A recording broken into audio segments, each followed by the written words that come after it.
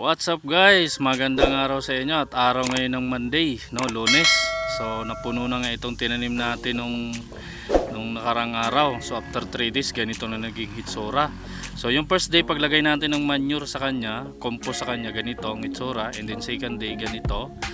At then third day naging ganito na yung itsura niya, napuno na, no. So kailangan na natin itong i-pull out. Kunin na natin to at ilagay natin sa malaking fish pan natin dito. So dating fish pan po ito. So ngayon asola pan na po siya. So kinuha, hindi ko na po na video kung paano ko kinuha yan doon sa pinaglagyan kong sirang lababo. At masikip na nga sila doon at nagpatong-patong na at ilalagay na natin sila ito. So tinirahan ko rin po ng kaunti yung pinagtaniman kong unang lababo, no? Para at least kahit pa paano hindi man mabuhay dito sa ating pond, meron pa rin ako doon naka-reserve o magpaparami doon sa mismong lababo. So yan po, ito hinati ko muna sa gitna at para hindi siya magkalat, no? So yung kalahati muna. So kapag napuno itong pinaglagyan ko o yung kinulong ko ng kawayan, saka ko bubuksan yung gitna para dumami sila, yung maubos nila yung buong pond. So ito na guys, pakakawalan natin dito. Siguro ito ay mga half kilo. So araw po ng Monday ngayon, tingnan natin after 7 days. So sana dumami po ito. So update ko po kayo kapag pagdating ng 7 days. So imomonitor ko rin to simula ngayong araw, bukas hanggang pangatlong araw, hanggang pang-apat, pang-lima, pang-anim, hanggang pang-pitong araw.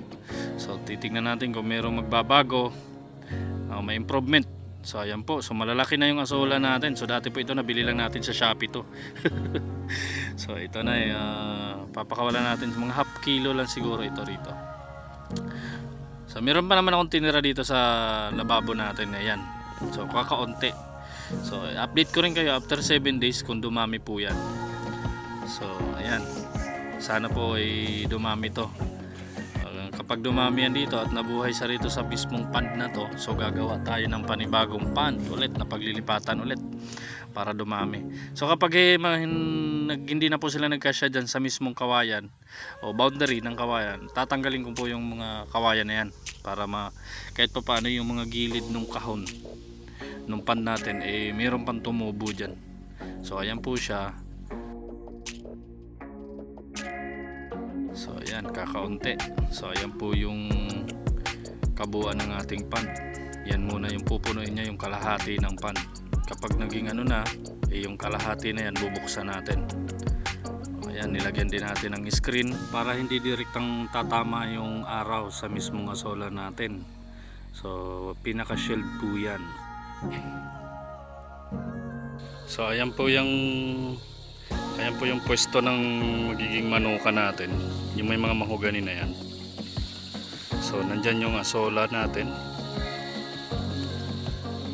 Ang ganda, yung mga palayan po na to hindi ito akin pero sako pa rin to ng lupa, balik kay tito ito, and then yung ibang kahon dyan kay papa.